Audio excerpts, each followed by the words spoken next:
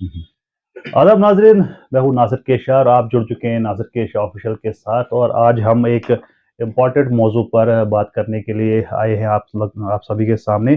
और मेरे साथ जो शख्सियत आप देख रहे हैं, तो सबसे पहले मैं इनका तारुफ कराना चाहूँगा। तो मेरे साथ मौजूद है अब्दुल रहमान वानी साहब, जो retired senior lecturer political science के रहे हैं और अभी ये डिस्ट्रिक्ट एडमिनिस्ट्रेटर हैं सखावत सेंटर के। और मेरे साथ मौजूद हैं मंजूर अहमद नजार साहब, जो पुनेजा से रहने वाले हैं, रिटायर्ड एनसीसी ऑफिसर हैं। और जो तीसरे मेहमान हमारे हैं वो है अब्दुल कयूम मीर साहब, जो रिटायर्ड असिस्टेंट लेबर कमिश्नर रहे हैं।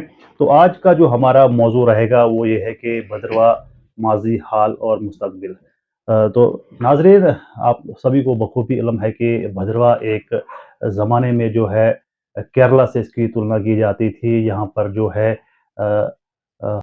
सैकड़ों यहाँ से जो है केस ऑफिसर, आईएएस ऑफिसर और भी बड़े बड़े ऑफिसर्स यहाँ से निकले हैं, जिन्होंने भद्रवाह का नाम रोशन किया है। लेकिन कुछ समय, फिर कुछ वक्त ऐसा आया कि यहाँ पर थोड़ा सा ग्राफ नीचे आया है। और आज जो हमारा टॉपिक है आज का, वो है कि रिसेंटली आपने जेके केस के जो है रिजल्ट जो निकले हैं, जो भद्रवाह के कई जो है एस्पिरेंट्स है, जो क्वालिफाई किया, जिनने किया है, जिनने भद्रवाह का नाम फिर से रोशन किया है। और बहुत सारे ऐसे भी एस्पिरेंट्स हैं जो 1 नंबर से 2 नंबर से रह गए। तो आज का हमारा जो मौजू है उस पर हम बात करें, तो सबसे पहले जो है रहमान साहब से जानने की कोशिश करेंगे कि भद्रवाह का मुस्तकबिल क्या रहा है, और भद्रवाह के साथ फिर क्या हुआ, क्यों यहाँ के जो है नौजवान जो है पढ़ाई से हटकर दूसरे रास्तों पर जो है उन्होंने वो दूसरा रास्ता इख्तियार किया, और अभी फिर से जो है वापस से जो है भद्रवाह का जो खोया मकाम है उसको वापस लाने की कोशिश की जा रही है। तो सबसे पहले खैर मकदम करते हैं।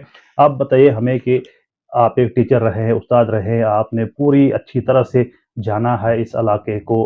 तो क्या था भद्रवाह का मुस्तकबिल और क्या हो गया फिर? नासिर साहब, आपका सबसे पहले बहुत बहुत शुक्रिया। आप हमारे ऑफिस में आए अपना कीमती वक्त निकाल कर। भद्रवाह एक ज़माने में एक पूरे जे.एंड.के में टॉप हुआ करता था। यहाँ से जितने भी सेक्रेटरीट में ब्यूरोक्रेट जो होते थे वो सारे भद्रवाह के ही होते थे। हमने भी अपने बचपन में भी सुना, और जब हम नौकरी में थे तब भी हमने यही सुना था और देखा भी था अपने आंखों से कि जितने भी जे.एंड.के में ब्यूरोक्रेट्स हैं, जितने भी ऑफिसर्स हैं, वो सब भद्रवाह के ही होते थे, हुआ करते थे। लेकिन उसके बाद बदकिस्मती ऐसी आ गई कि एक ज़माना ऐसा गुजरा कि इसका बीच वाला ज़माना कि हमारे बच्चे जो है इस पढ़ाई से बहुत दूर रह गए और किसी भी ऐसे एग्ज़ाम को क्वालिफ़ाई नहीं किया कर सके वो जिस तरह से उनको करना चाहिए था। लेकिन इस वक़्त का मकाम जो है ऐसा है, आज बहुत बड़ी खुशी की बात है।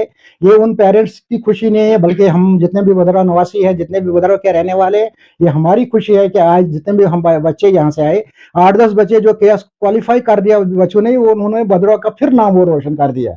इससे पहले कुछ बच्चे ऐसे भी हमने सुनने में आया है, देखने में आया है कि 2 और 3-3 नंबरों के लिए, वो पॉइंट्स के लिए वो तो रह गए। इंशाल्लाह वो भी आने वाले वक्त में वो भी उसको क्वालिफाई करेंगे और भद्रवाह का नाम रोशन कर देंगे।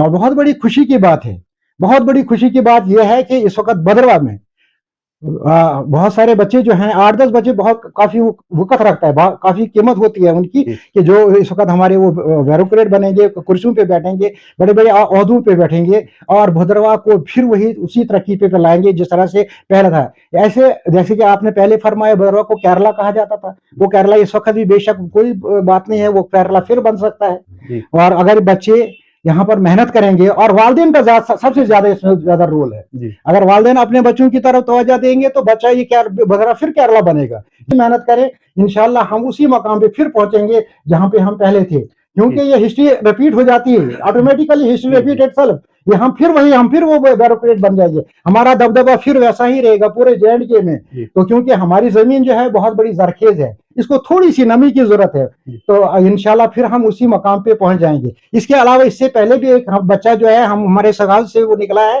वो उसका नाम मुझे याद नहीं है, वो डंडी से रहने वाला है। वो बच्चा उसका बाप जो था वो मामूली तरखान मतलब कारपेंटर का काम करता था, और उनके 2 ही कमरे थे, एक किचन और एक बेडरूम था। उस बच्चे ने भी कोई भी वो कोचिंग नहीं की और उसने नीट क्वालिफाई कर दिया और वो आज वो एमबीबीएस की ट्रेनिंग बारामूला में कर रहा है। जी, और ये भी एक हमारे लिए, हमारे बच्चों के लिए एक जी, जी। मिसाल है कि देखो भाई, अगर ये गरीब बच्चे बगैर किसी कोचिंग के पढ़ रहे हैं, हम बाकी बच्चों को जिन पेरेंट्स के पास पैसा भी है, सारा कुछ है, कोचिंग भी करा सकते हैं, लेकिन सिर्फ उनकी तवज्जो जो है उसकी तरफ लगानी है, जी, पढ़ाई की तरफ लगानी है। रहमान साहब, मैं ये पूछना चाहूँगा कि पिछले गुज़िश्ता कुछ सालों से जो है ताने कसा करते थे भद्रवाह पर, जो बाहर के जितने भी लोग थे कि भाई तुम भद्रवाही जो है अब ख़त्म हो गए हो, अब तुम सिर्फ़ ड्रग्स में और चीज़ों में लग गए हो, आप लोग अब पढ़ाई नहीं कर सकते हो। तो अभी जो है 8 नाम जो हमारे पास जो है भद्रवाह के, जो है मेन भद्रवाह के 8 नाम आए हैं, जिन्होंने केस क्वालीफाई किया है। तो क्या समझते हैं आप कि एक बूस्ट जो मिलेगा, जो हौसला जो टूटा हुआ था यहाँ के नौजवान, जैसे कि आपने कहा कि ज़मीन तो ज़रख़े से थोड़ी-सी नमी की हाँ ज़रूरत है। जी। तो क्या ये 8 जो एस्पिरेंट्स का एकदम से भद्रवाह से निकालना, क्या ये उस नमी का काम करेगा आने वाले जो जो हमारे एस्पिरेंट्स हैं? देखिए, ये बहुत अच्छा सवाल आपने किया। ये ऐसी बात है कि अब इसमें शौक पैदा हो जाएगा, बच्चों में शौक पैदा हो जाएगा। अब उनके दोस्त जो हैं वो भी उसमें वो कोशिश करेंगे, वो बच्चे हुँ, ऐसा शौक पैदा हो जाएगा कि एक में इम्तिहान नहीं, दो इम्तिहान नहीं, तीसरे इम्तिहान में, चौथे इम्तिहान में जरूर उसको क्वालिफाई करके रहेंगे। जी, मतलब इस मेरे जहाँ पर मेरा अंदाजा है कि आप बच्चों में इसका शौक पैदा होगा। मैं जी, अपने गांव की मिसाल आपको दे दूंगा। जी, हमारे गांव में एक डीसी निकला, जिस वक्त वो डीसी बना उसने इकोनॉमिक्स का सब्जेक्ट ले लिया। आज हमारे गांव में 20 बच्चे इकोनॉमिक्स में हैं। हुँ, और उसके बाद 6 एडी बन गए हमारे चका गांव की। वो उन्होंने नकल की, क्योंकि man is the best imitator. हुँ, नकल होती है और उसके बाद शौक होता है, उनको शौक पैदा हो गया और सारे बच्चे जो है वो ऐसी कोशिश कर रहे हैं कि हमने भी बनना है शिविर साहब जैसा। हुँ, तो इसी तरह मुझे लगता है कि बाकी बच्चे भी अपने महल्ले से या अपने गांव का जो है उसकी नकल करेंगे और उसमें शौक पैदा होगा, उनके वालिदैन में भी शौक पैदा होगा। वो उनको अपनी वो राग़िब करेंगे उस पढ़ाई की तरफ। ज्यादा तो जोर है इसमें बच्चों का ही, उनको अपनी इंटरेस्ट होनी चाहिए, हुँ, अपनी तवज्जो होनी चाहिए, जिसको उनकी अपनी तवज्जो होगी और उसके बाद वो इंशाअल्लाह ताला ये अपना पूरा मकाम, पुराना मकाम जो है ये फिर हासिल कर लेंगे। जी, ये हमारी उम्मीद है और हमारी तवक्का है, जी, क्योंकि दुनिया उम्मीद से कायम है। होता रहता है, हो गया एक वक्त, दौर आ गया ऐसा, हुँ, उसकी बहुत सी वजूहत हैं। बच्चे हमारे ड्रग्स में लगे, बाकी किसी काम में लगे हुँ, और उन्होंने अपनी जिंदगी जो है तबाह कर दी। बहुत बड़े इंटेलिजेंट, मैं अपना, मुझे 8 साल एज ए लेक्चरर में यहाँ बॉयज हायर सेकेंडरी में रहा, बहुत अच्छे बच्चे थे। हर साल वहां नीट को क्वालिफाई करते, एक या दो बच्चे करते। हुँ, लेकिन आ जाता है एक दौर ऐसा भी आया, होता रहता है, ऐसा भी होता रहता है। तो आया बच्चे जो है वो गलत कामों में लगे।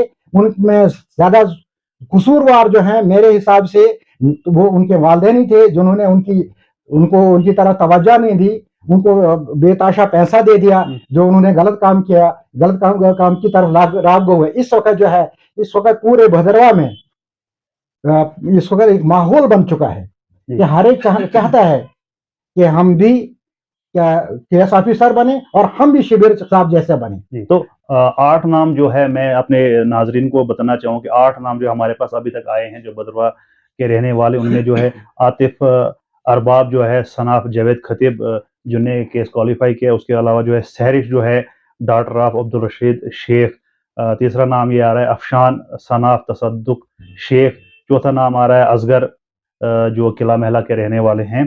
पाँचवां नाम है डॉक्टर विजय कुमार, छठा नाम आ रहा है दिनेश सिंह कोटवाल, सनाफ राजकुमार कोटवाल, सातवां नाम है दानिश जावेद सनाफ जावेद अहमद वानी, और आठवां नाम जो है वो उमर जहांजेब सनाफ मोहम्मद शफी शेख। ये 8 नाम जो अभी तक जो हमारे सामने आए हैं, तो इनको हमारी तरफ से बहुत-बहुत मुबारकबाद। तो सर, हम आपसे लास्ट में ये जानना चाहूँगा कि ये जो 8 एस्पिरेंट्स हैं जिनने भद्रवाह का नाम इस बार रोशन किया है, ये तो एक मिसाल बन गए, जो बाकी बच्चे जिनका कहीं न कहीं हौसला टूटा था, या कुछ 1-2 नंबरात थे जो रह गए हैं। तो आप इनके लिए क्या रिगार्ड्स हैं आपके? बात ऐसे, इनको तो मैं बहुत दिल की गहराइयों से मुबारकबाद पेश करता हूँ, इनको और इनके बच्चों को, इनके वालिदैन को मैं मुबारकबाद देता हूँ। लेकिन जो बच्चे रह गए, जी, जो इसको क्वालिफाई नहीं करे, उनको अपना हौसला पस्त नहीं करना चाहिए। जी, क्या उनको अल्लाह अल्लाह ताला के दरबार में उम्मीद रखनी चाहिए, हिम्मत रखनी चाहिए, और वो अगर हिम्मत करें और दोबारा फिर कोशिश करें, अपना टाइम टेबल बनाएं, जी। अपना 25 से 30 एस्पिरेंट्स ऐसे हैं भद्रवाह के, जिनको बोला जा रहा है कि 1, 2 या 5 नंबरों से रह गए हैं। वही है ना। जी, मैं तो बदकिस्मती नहीं कहूंगा, तो होता रहता है ऐसा। जी, ऐसा होता। हमारी बेटी जो है लास्ट ईयर कुछ पॉइंटों से रह गई, लेकिन हम ये नहीं कहेंगे कि अब वो रह गई, उसने फिर कोशिश की, इंशाल्लाह हो जाएगी, एक ना एक दिन वो निकल जाएगी। असली बात जो है, अब इन बच्चों को हिम्मत रखनी चाहिए और मेहनत करनी चाहिए। अपना टाइम टेबल ये मुरतब कर दे कि हमने कितने टाइम पढ़ना है, और उसके बाद अखबार भी पढ़नी है। उसके बाद वो बाकी जो है अपना नेट पे भी उसको कैसे अपनी स्टडी कर सकते हैं, वहाँ जो वहाँ को इस ये जमाना ऐसा आ गया है कि आज तो डिक्शनरी घर में रखने की भी कोई जरूरत नहीं है। डिक्शनरी कोई लफ्ज आपको नहीं आता तो एकदम वहाँ गूगल पे सर्च करके आपको पूरी लाइब्रेरी वहाँ मिलेगी आपको। इसमें इसमें क्या कहते हैं, नेट में।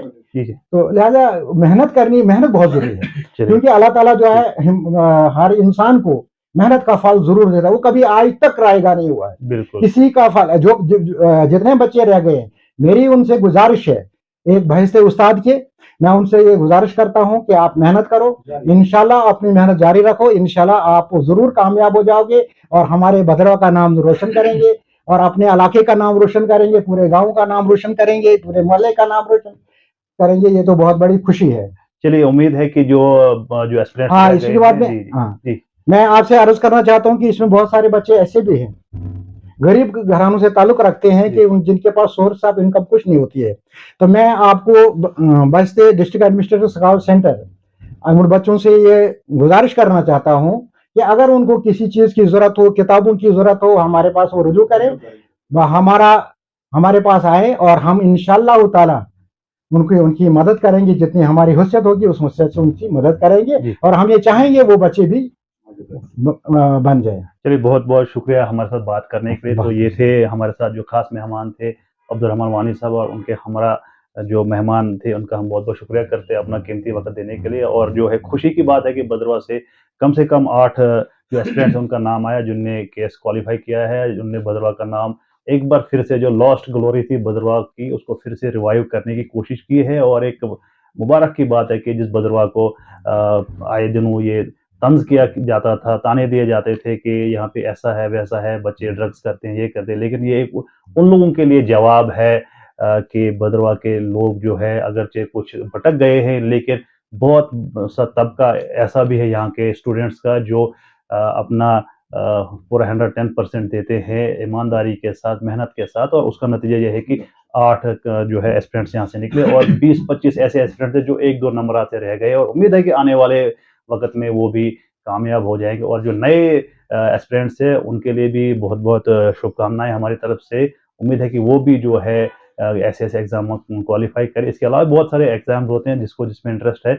उम्मीद है कि सभी कामयाब हो जाए और भद्रवा का एक बार फिर से नाम रोशन किया जाएगा। तो बहरहाल आप सभी का बहुत बहुत शुक्रिया हमारे साथ बात करने के और हौसला उन बच्चों को देने के लिए जो क्वालिफाई नहीं हो सके या क्वालिफाई जो है करना चाहते हैं, उनके लिए भी उन्होंने बहुत अच्छे रिगार्ड्स दिए हैं। तो उम्मीद है कि आपको हमारा ये प्रोग्राम पसंद आया होगा। हम आपको ऐसे ऐसे और भी प्रोग्राम्स दिखाते रहेंगे और शख्सियत से आपको रूबरू करवाते रहेंगे। आप देखते रहे नासिर के शाह। शुक्रिया, खुदा हाफिज।